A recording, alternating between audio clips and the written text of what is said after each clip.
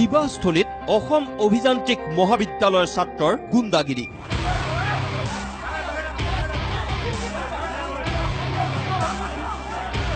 হাতে হাতে hockey stick, কাঠৰ কুন্দা লৈ হোমৰ জুইৰ কাষত প্ৰচণ্ড মাৰপিট।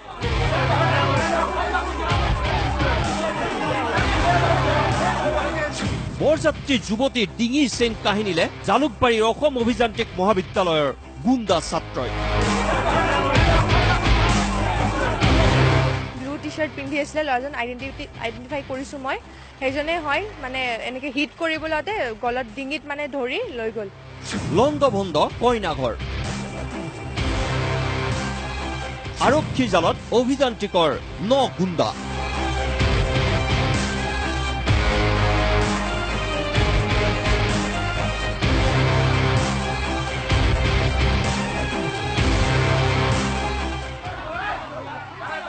তেতিয়া মাজনিশা 2 বাজিছিল। নিউজ লাইভলৈ এটা ভিডিঅ' আহিছিল। হোৱাটছএপৰ সেই ভিডিঅ'ত দেখা গৈছিল এক ভয়ংকৰ ঘটনা।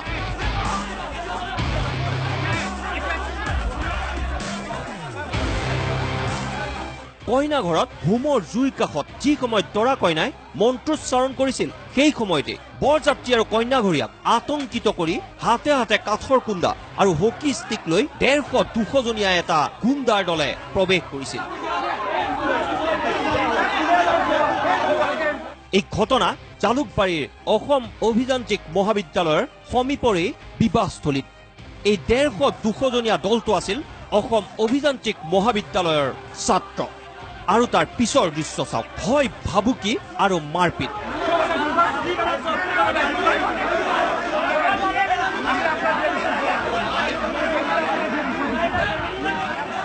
যেন এওঁলোক ছাত্ৰ নহয়, হিন্দী ছবিৰ মাফিয়াৰ দল। মাজনিশা হোষ্টেল এৰি ৰাজপথত এজন ডাম্পাৰ চালকৰে কাজিয়াত লিপ্ত হৈছিল ছাত্ৰৰূপী এই গুণ্ডাৰ দল। ডাম্পাৰ চালকৰ পৰা দাবী কৰা ধন নাপাই এওঁলোকে খেদি গৈছিল চালকজনক, আৰু উপায়ন্তৰ চালকজনে প্ৰৱেশ কৰিছিল এইখন বিবাহস্থলীত। সেয়াই যেন জগৰ লাগিল এইসকল বৰযাত্ৰী আৰু কইনাঘৰীয়াৰ। সম্পূৰ্ণ মাফিয়াৰ কায়দাৰে এই বিবাহস্থলীত প্ৰৱেশ কৰি এফালৰ পৰা এওঁলোকে লণ্ডভণ্ড কৰিলে সকলো সামগ্ৰী। কি ৰভাতলী, কি ভোজন কক্ষ, কি হোমৰ স্থলী, সকলো তছ কৰাত এওঁলোকক বাধা দিবলৈ যোৱা প্ৰতিজনকে প্ৰহাৰ কৰিলে এই গুণ্ডা ছাত্ৰৰ দলটোৱে। ডাম্পাৰৰ পৰা পইচা খুজিছিল। এই আমাৰ যেতিয়া বিয়াৰ মানুহবোৰ আহিছে সিহঁতক বুজাই পিনে খেদাই দিলে, ভাইটি এইবিলাক নকৰিবা, এইবিলাক ইয়াত বিয়া চলিছে, তোমালোকে নকৰিবা। সেই কথাটো এটা দা লাগিল, আহি পিনে সিহঁতে ইয়াত পুৰা অত্যাচাৰ কৰি দিলে। পইচাই তুলিব আহিছিল সিহঁতে, কাৰণ ডাম্পাৰ পিছে পিছে আহিছিল, সিহঁতে পইচা তুলিব আহিছিল।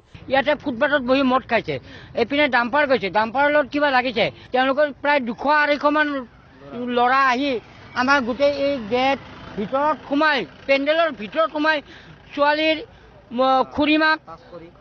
খুৰীমাকক মাৰিছে, দৰাৰ বাইদেউকক মাৰিছে। এইবিলাক মাৰধৰ কৰি তেওঁলোক মানে শান্ত হোৱা নাই। এইখিনিতে মোক গল্টা মাৰি দিছে, পৰি গৈছোঁ।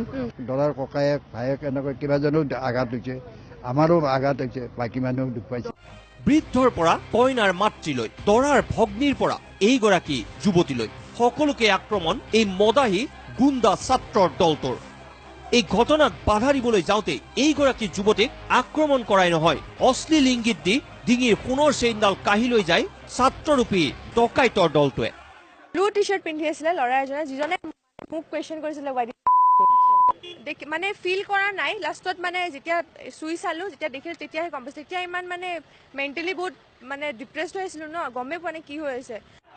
নিশা 2 বজাত আৰম্ভ হোৱা এওঁলোকৰ গুণ্ডাগিৰি পুৱা 5 বজালৈকে চলিল। এক প্ৰকাৰ বৰযাত্ৰী আৰু কইনাঘৰীয়াক বিবাহস্থলীত পণবন্দী কৰি ৰাখে জালুকবাৰীৰ অসম অভিযান্ত্ৰিক মহাবিদ্যালয়ৰ এই ডকাইতৰূপী ছাত্ৰৰ দলটোৱে। পঢ়িবহে আহিছে, পঢ়িব লাগে ভাল ল'ৰাৰ দৰে। ইহঁতে এইখন নহয়, এনেকুৱা কাজিয়া লাগি থাকে, আপোনালোকে গম পাই চাগে। প্ৰায় সুন্দৰবৰী এই চকটোত মদ খাই এনেকুৱা মানে কি চেং লেংগুৱেজ, লেডিজ আছেতো ইয়াতে, মাৰপিট কৰিছে, মোৰ খুৰীক মাৰিছে, বাক মাৰিছে, বেয়াকৈ মাৰিছে। আৰু এই ঘটনাৰ পিছতে পুৱাই ঘটনাস্থলীত উপস্থিত হয় মহানগৰ আৰক্ষীৰ আয়ুক্ত হীৰেন নাথ। আৰু আৰক্ষী আয়ুক্তগৰাকীৰ পোনপটীয়া আৰু সবল পদক্ষেপত ভিডিঅ' চাই আৰক্ষীয়ে চিনাক্ত কৰে 9 গুণ্ডা ছাত্ৰক। তেওঁলোক ক্ৰমে বৰপেটাৰ মানস শৰ্মা, ধেমাজিৰ গৌতম ময়াং, নলবাৰীৰ মানস বৈশ্য, শিমলাগুৰিৰ দিগন্ত নাথ, হাতীগাঁৱৰ শুভম কলিতা, হাউলিৰ হীৰকজ্যোতি নাথ, মন্দিয়াৰ শিৱম কৰ্মকাৰ, নগাঁৱৰ মৃন্ময় চক্ৰৱৰ্তী আৰু হৰ্ষজিৎ শৰ্মা।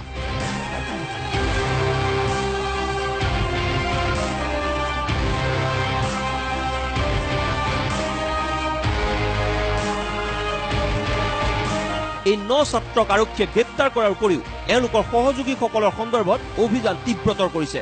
কিন্তু কেনেকৈ মাজনিশা হোষ্টেল এৰি ৰাজপথত মদ্যপান কৰি ডাম্পাৰৰ পৰা ধন তুলিবলৈ লাইচেন্স পালে জালুকবাৰীৰ অসম অভিযান্ত্ৰিক মহাবিদ্যালয়ৰ ছাত্ৰই, সেই ঘটনাৰো কঠোৰ তদন্ত আৰম্ভ কৰিছে আৰক্ষী আয়ুক্তই। আৰক্ষী আয়ুক্তই পোনপটীয়াকৈ দোষাৰোপ কৰিছে হোষ্টেল কৰ্তৃপক্ষ কিংবা বিয়াগুম প্ৰতিষ্ঠানটোৰ অধ্যক্ষক। এতিয়া তেওঁলোকৰ হোষ্টেলৰ ছুপাৰিণ্টেণ্ডেণ্টক মাতি আনিছিলোঁ, মাতি আনি কৈছোঁ যে আপোনালোকৰ নিয়ম কি, কেইটা বজালৈকে ল'ৰা ওলাব লাগে বা সোমাব লাগে, তেনেকুৱা কোনো নিয়মৰ কথা স্পষ্টভাৱে মই ক'ব পৰা নাই। মানে যিটো আভ্যন্তৰীণ এডমিনিষ্ট্ৰেশ্যন, সেইটো যদি নাথাকে এটা অনুষ্ঠানত, তেতিয়া তাত এই ধৰণৰ ঘটনা হোৱাৰ সম্ভাৱনা বেছি থাকে। ফাৰ্ষ্ট ৰেছপণ্ডাৰ হ'ব লাগে কলেজৰ অথৰিটি, যে 1:30 বজাত কেনেকৈ 50 হওক বা 100 হওক বা 200 ল'ৰা ছোৱালী কলেজৰ ইঞ্জিনিয়াৰিং কলেজৰ পৰা ওলাই আহে কেনেকৈ। তেওঁলোকে আৰু সৰু বাচ্চা নহয় যে আমি গৈ পেলাই শিকাই দিব লাগিব। ইমান ডাঙৰ এটা অনুষ্ঠান চলাইছে মুৰব্বী বিষয়া বা এডমিনিষ্ট্ৰেটিভ অফিচাৰ, তেওঁলোকে জানিব লাগে এইবিলাক কথা। পিঠিত মেধাৱী ছাত্ৰৰ লেবেল লগাই এওঁলোকে এইদৰেই পায় নেকি গুণ্ডাগিৰিৰ লাইচেন্স? চূড়ান্ত অনুশাসনহীন এই মহাবিদ্যালয়ত মাজনিশা এইসকল গুণ্ডাৰ গতিবিধিৰ ওপৰত চকু ৰাখিবলৈ কোনোৱেই নাথাকে নেকি? যি ঘটনাক লৈ ৰাজ্যজুৰি সৃষ্টি হৈছে তীব্ৰ প্ৰতিক্ৰিয়াৰ। জালুকবাৰীৰ পৰা মনোৰঞ্জন দত্ত আৰু অভিলাষা বৰা, নিউজ লাইভ।